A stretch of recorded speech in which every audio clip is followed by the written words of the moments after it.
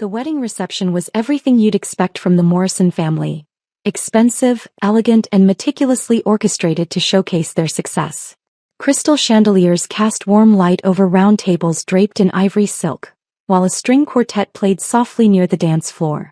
My cousin Bradley's wedding to Amanda Worthington was the social event of the season, at least according to Aunt Margaret, who had spent the better part of 2 years planning it. I sat at table 12, relegated to the back corner with the distant relatives and family friends who hadn't made the inner circle.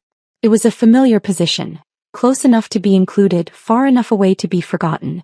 The seating chart, I suspected, had been Aunt Margaret's subtle way of acknowledging my existence while minimizing my visibility. From my vantage point, I could see the head table where Bradley held court, regaling his new in-laws with stories about his marketing consultancy business. At 28, he'd built what he liked to call a boutique agency that served local businesses with social media strategies and brand development. According to family lore, Morrison Marketing Solutions was thriving, bringing in six-figure contracts and establishing Bradley as the entrepreneurial success story of our generation. Poor Stephanie, I heard someone whisper at the table next to mine. It must be so difficult watching everyone else succeed. I glanced over to see Mrs. Patterson, one of my aunt's bridge club friends, speaking in hushed tones to her companion. They were looking in my direction with the expression people reserve for discussing tragic family circumstances. "What's her situation exactly?" asked the other woman. "Well, from what Margaret tells me, she's been struggling for years. Some kind of freelance work that doesn't pay very well. She's always behind on bills, living paycheck to paycheck." I took a sip of champagne and continued listening to Mrs. Patterson's analysis of my financial circumstances. It was fascinating, really, how confidently she spoke about matters she knew nothing about. Margaret mentioned that Stephanie had to borrow money from family just to afford a proper dress for tonight. That was news to me, considering I'd purchased my dress at Nordstrom 3 weeks ago and paid with my personal credit card. The same card I used for all my expenses, which were automatically paid in full each month from my investment accounts. "How embarrassing," the companion murmured. "At her age, you'd think she'd have figured things out by now." I was 32, apparently the age at which financial struggles become particularly shameful rather than merely unfortunate. The conversation was interrupted by Bradley's voice carrying across the reception hall as he stood to make an impromptu toast. The room quieted as he raised his champagne glass, commanding attention with the natural confidence that had always made him the golden child of our extended family. "I want to thank everyone for celebrating with Amanda and me tonight," Bradley began, his voice projecting clearly across the room. "Looking around at all of you, our family, our friends, our business associates, I'm reminded of how blessed we are to be surrounded by people who understand the value of hard work and success." Polite applause rippled through the crowd. Bradley was known for his motivational speaking style, whether he was addressing potential clients or wedding guests. "You know, success isn't just about money," he continued, warming to his theme. "It's about building something meaningful, contributing to your community, setting an example for the next generation." His eyes swept the room as he spoke, and I noticed they lingered briefly on my table before moving on. "Some people understand this and some people—" He paused dramatically. "Well, some people are still figuring it out." More laughter, though it felt less comfortable this time. I recognized the subtle cruelty in Bradley's words, the way he could deliver criticism while maintaining plausible deniability about his target. "But that's okay," he continued with magnanimous generosity. "We all find our path eventually. Some of us just take longer than others." I felt the familiar heat in my cheeks that came with being publicly dismissed, even indirectly. Around me, wedding guests were nodding and smiling, accepting Bradley's narrative about success and failure, contribution and dependency. "To those who have supported Amanda and me in building our business, in creating our future together, thank you. And to those who are still working on building theirs." He raised his glass higher. "We believe in you. Keep trying." The toast concluded with enthusiastic applause and the clinking of glasses. Bradley beamed as wedding guests approached to congratulate him on both his marriage and his inspirational words. I remained seated, finishing my champagne while processing the public nature of what had just happened. Aunt Margaret appeared at my table a few minutes later, her expression a mixture of maternal concern and social embarrassment. "Stephanie, dear, how are you enjoying the reception?" "It's lovely, Aunt Margaret. You've done a beautiful job with everything."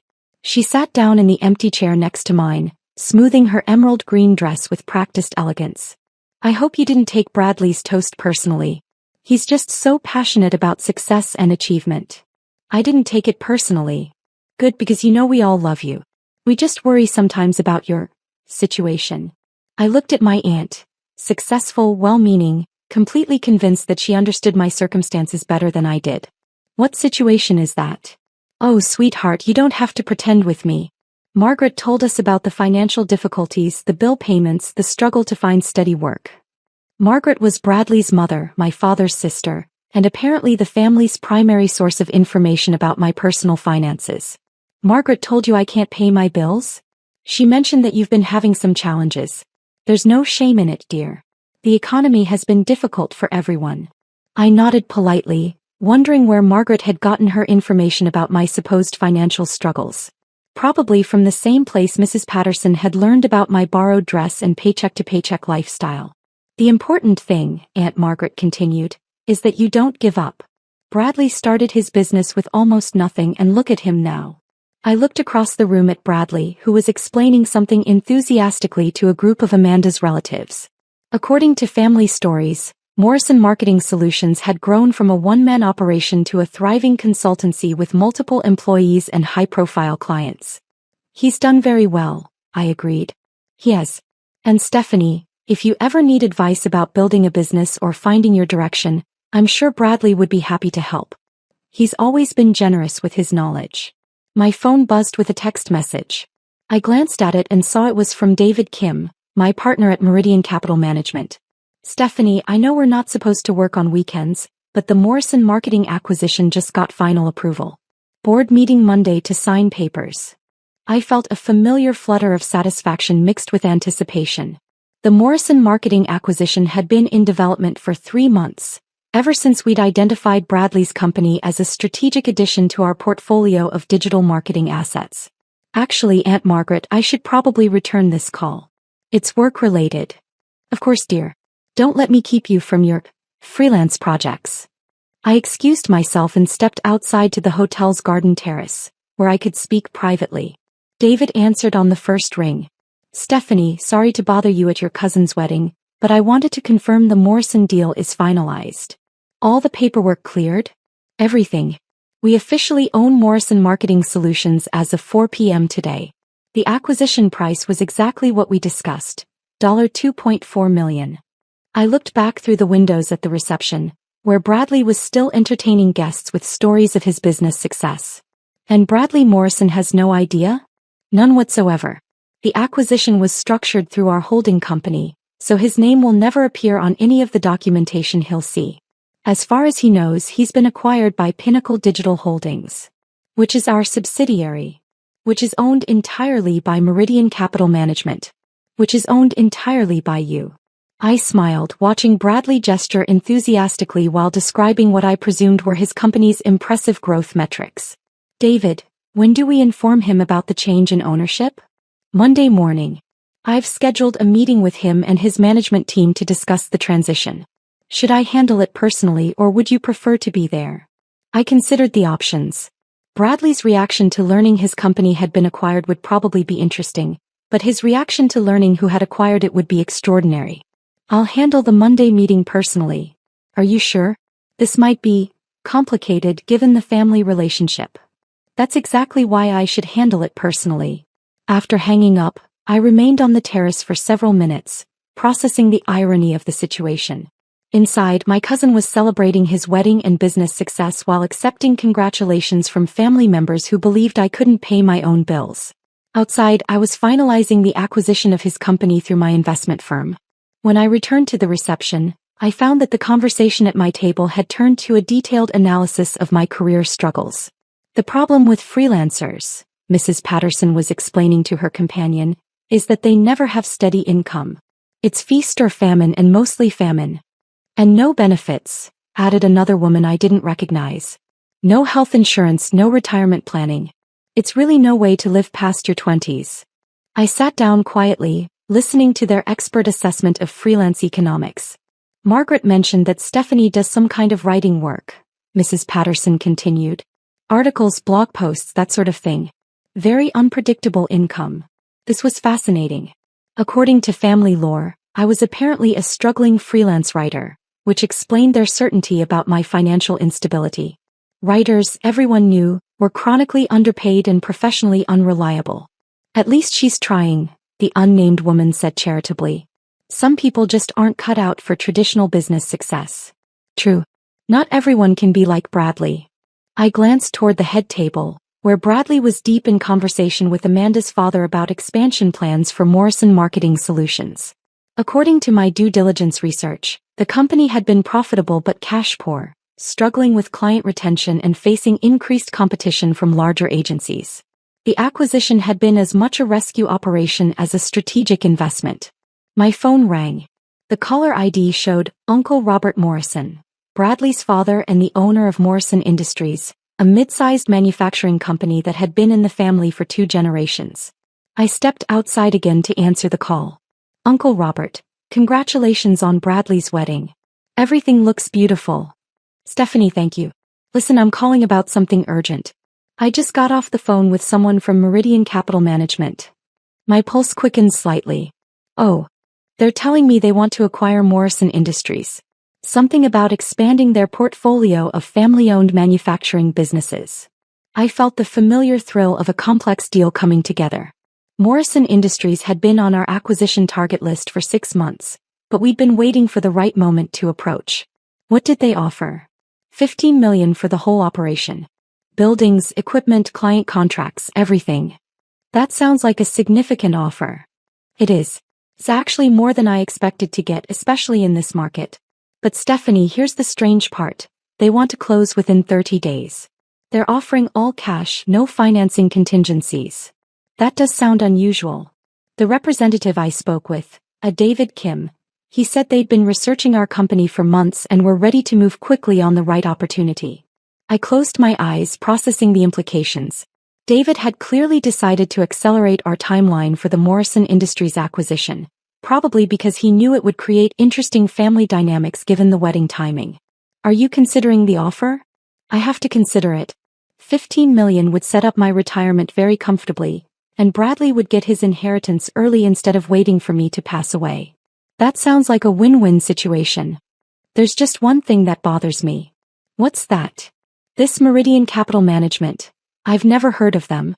When I asked Kim about the company, he said they prefer to maintain a low profile. Very private, very discreet. Some investment firms operate that way. I suppose. He did mention that the company is owned by someone with family ties to this area, someone who understands local business culture. I felt my stomach drop slightly. Did he say who? No, but he hinted that I might be surprised by how connected the owner is to our community. After hanging up, I stood on the terrace trying to decide how I felt about David's apparent decision to pursue both Morrison companies simultaneously. The Bradley acquisition had been strategic. His marketing agency fit perfectly into our digital services portfolio. But acquiring Uncle Robert's manufacturing company would make this a very different kind of family situation. When I returned to the reception, I found Bradley at my table, apparently having decided to grace the distant relatives with his presence. Stephanie, he said with the enthusiasm of someone who'd been drinking champagne for several hours. I was just telling everyone about the exciting developments at Morrison Marketing. What kind of developments? Well, I can't share all the details yet, but let's just say we're about to become part of something much bigger. A major investment group wants to acquire the company. Mrs. Patterson leaned forward with interest. How exciting. That must be very validating for your hard work. It absolutely is. And the best part? The acquisition price is going to set Amanda and me up very comfortably. We're talking about buying a house, maybe starting a family sooner than we planned. I sipped my champagne and listened to Bradley describe his good fortune. The investment group, Pinnacle Digital Holdings, they specialize in growing small marketing agencies into regional powerhouses. They have the capital, the connections, the expertise to take Morrison Marketing to the next level. Will you stay involved with the company? Asked the unnamed woman. Oh, absolutely. I'll be the president of the new operation with full authority over day-to-day operations. The investors just want to provide capital and strategic guidance. Bradley was clearly pleased with his version of the acquisition terms. I made a mental note to have David clarify the actual management structure during Monday's meeting. And Bradley, Mrs. Patterson said with a meaningful glance in my direction. This must be especially satisfying given how hard it can be to build a successful business. It really is. You know, success isn't accidental. It comes from vision, persistence, taking calculated risks. He looked directly at me as he spoke. Some people understand that and others, well, others are still learning. I felt the familiar sting of his casual cruelty, but it was tempered by the knowledge of what Monday morning would bring. Actually, Bradley, I'm curious about something. What's that? Have you met the actual owners of Pinnacle Digital Holdings? The people behind the investment group? Not yet, but I'm meeting with their representatives on Monday. Why? I was just wondering if you knew anything about their background, their other investments. Bradley waved dismissively. Stephanie, these are serious business people. They don't waste time on social meetings or personal relationships. It's all about numbers, performance, results. I'm sure you're right. I mean, this isn't like your freelance writing work where personal connections matter more than professional competence. This is high-level corporate strategy. The table fell silent at the comparison. Mrs. Patterson looked embarrassed by Bradley's bluntness, while the other guests studied their champagne glasses with sudden interest. Of course, I said evenly. I'm sure the meeting on Monday will be very enlightening. It will be. And Stephanie, if you ever want advice about transitioning from freelance work to a more stable career, I'd be happy to help. After this acquisition, I'll have even more insights into how serious business actually works. Uncle Robert appeared at our table before I could respond, his expression troubled. Bradley, can I speak with you privately? Bradley stood up with slight unsteadiness, clearly having celebrated more enthusiastically than he'd intended. Of course, Dad. What's going on? They stepped away from the table, but their voices carried clearly in the acoustics of the reception hall. Son, I just got an offer to sell Morrison Industries. Bradley's champagne glass stopped halfway to his mouth. Someone wants to buy the family business?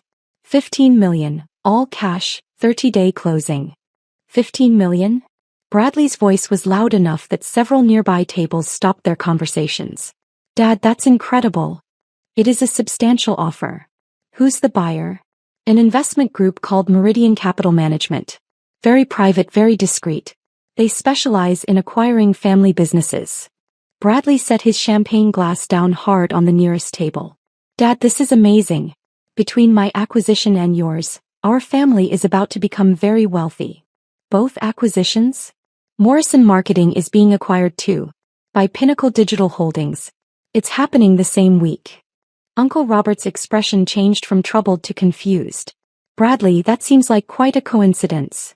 It's not coincidence, Dad. It's market forces. Successful businesses attract investment capital. I watched this conversation from my seat at table 12, wondering if either of them would make the connection before Monday morning. Bradley, did you research this Pinnacle Digital Holdings company? Of course I researched them. They're a subsidiary of. Bradley paused, clearly trying to remember details he hadn't considered important. A subsidiary of what? I'm not sure. But my contact said they're part of a larger investment firm with extensive experience in digital marketing. Uncle Robert pulled out his phone and started typing. Bradley, what if these two acquisitions are connected somehow? Connected how? What if the same investment group is buying both companies? Bradley laughed, but it sounded forced. Dad, that's impossible. These are completely different industries, completely different investment strategies. Are they? Uncle Robert was staring at his phone screen with an expression of dawning realization. Bradley, I'm looking at the corporate filings for Pinnacle Digital Holdings. And it's owned by Meridian Capital Management. Bradley's remaining champagne glass slipped from his fingers and shattered on the floor, sending crystal shards and champagne across the reception area. The sound caused everyone in the immediate vicinity to stop their conversations and turn toward the commotion. That can't be right, Bradley said weakly. It's right here in the public filings. Pinnacle Digital Holdings is a wholly owned subsidiary of Meridian Capital Management. But that means the same company is buying both Morrison Marketing and Morrison Industries. I stood up from my table and walked over to where Uncle Robert and Bradley were standing, surrounded by concerned wedding guests who were trying to help clean up the broken glass. Uncle Robert, Bradley, is everything okay? Bradley stared at me with an expression I'd never seen before, something between confusion and dawning horror. Stephanie, Uncle Robert said slowly. You don't happen to know anything about Meridian Capital Management, do you? I looked at Bradley, then at the small crowd of family members and wedding guests who were listening to this conversation with growing interest. Actually, I do know something about them. What do you know? Bradley asked, his voice barely audible. I know they're a private investment firm that specializes in acquiring undervalued companies with growth potential. Stephanie, Uncle Robert pressed, how do you know that? I looked around at the faces surrounding us, at Mrs. Patterson who had been so certain about my financial struggles, at Aunt Margaret who had worried about my inability to pay bills, at Bradley who had spent the evening lecturing wedding guests about success and failure. I know because I own Meridian Capital Management. The silence that followed was so complete I could hear the string quartet playing in the distant corner of the reception hall. You own what? Bradley whispered. Meridian Capital Management. It's my investment firm. Which means I'm acquiring both Morrison Marketing Solutions and Morrison Industries. Uncle Robert sat down heavily in the nearest chair. Stephanie, are you telling us you're buying both family businesses? As of 4 p.m. today, I already own Morrison Marketing. The Morrison Industries acquisition will be finalized pending your acceptance of our offer. Bradley was staring at me like I was speaking in a foreign language. Stephanie, that's impossible. You can't even pay your own bills. Who told you I couldn't pay my bills? Everyone knows. My mom said. Aunt Margaret mentioned. I looked at the crowd of family members who had spent the evening discussing my financial struggles and career failures. What exactly does everyone know about my financial situation? Mrs. Patterson spoke up hesitantly. Well, dear, we know you do freelance writing work and that's always been unpredictable income. I don't do freelance writing work. You don't. I run an investment firm that manages approximately $340 million in assets. The number hit the reception like a physical force. Someone gasped audibly. 340 million? Aunt Margaret asked weakly. As of last quarter's valuation, yes. Bradley was shaking his head slowly. Stephanie, this is insane. If you had $300 million, why would you sit at table 12? Why would you dress so modestly? Why would you let everyone think you were struggling? I looked around at their shocked faces, at the family members who had spent years treating me with a mixture of pity and condescension, who had assumed that quiet meant unsuccessful, that modest meant poor. Because it was easier than explaining myself to people who had already decided what my life looked like. But we're your family, Uncle Robert protested. You're my family and you've spent tonight discussing my inability to pay bills and my need to find a real career. We didn't know. You didn't ask. You assumed. Bradley was still processing the magnitude of the reversal. Stephanie, if you own my company now, what does that mean for my position? I looked at my cousin, successful, confident Bradley, who had spent the evening lecturing wedding guests about achievement and contribution. It means we'll discuss your role in the company during our meeting on Monday morning. Our meeting? At 9 a.m. My office downtown. We'll be reviewing the transition plan and discussing management structure. Management structure? Bradley, you'll still have a position with the company, but you'll be reporting to the new management team I'm installing. The reality of the situation was finally sinking in. Bradley, who had spent the evening celebrating his business success and his family's bright future, was now facing the fact that his acquisition was actually more like a takeover, and the person taking over was the cousin he'd been publicly dismissing for years. Stephanie, he said quietly, I think I owe you an apology. You owe me several apologies. I'm sorry. We all are. We had no idea. You had no idea because you were too busy talking to listen. Too busy assuming to ask questions. Uncle Robert stood up slowly. Stephanie, what happens now? I looked around at the wedding reception, at the crystal and silk, at the evidence of success and celebration, at the family members who were only now beginning to understand that the person they'd relegated to table 12 was actually the most successful person in the room. Now we finish celebrating Bradley's wedding. Monday we start discussing the future of both companies. And our family relationships? Aunt Margaret asked tentatively. That depends on whether you're ready to see me as I actually am instead of who you assumed I was. The conversation continued for another hour, with family members taking turns asking questions about my business, expressing shock at the acquisition news, and generally trying to reconcile their assumptions about my life with the reality of what I'd built. But the moment I'll remember most was when Uncle Robert pulled me aside as the reception was ending. Stephanie, I need to ask you something. What's that? When you acquire Morrison Industries, what are your plans for the company? I thought about his question, about the manufacturing business he'd built over decades, about the employees who depended on it for their livelihoods. I plan to modernize the operations, expand into new markets, and double the workforce within 5 years. You're not going to shut it down or sell off the assets? Uncle Robert, I don't buy companies to destroy them. I buy them to grow them. He nodded slowly, relief evident on his face. Stephanie, there's something I need to tell you. What's that? I'm proud of you. I should have said that years ago, but I'm saying it now. As I drove home from the reception, I reflected on the evening's revelations. Tomorrow, the family would wake up with a completely different understanding of their quiet, modest relative who couldn't pay her bills. Monday morning, Bradley would walk into his first meeting as an employee of a company I owned. But the most satisfying part wasn't the shock or the reversal of expectations. It was finally being seen for who I'd become instead of who they'd assumed I was. Sometimes the best revenge isn't planned. It's just perfect timing and the courage to stop hiding your success from people who were too busy judging to notice you'd succeeded.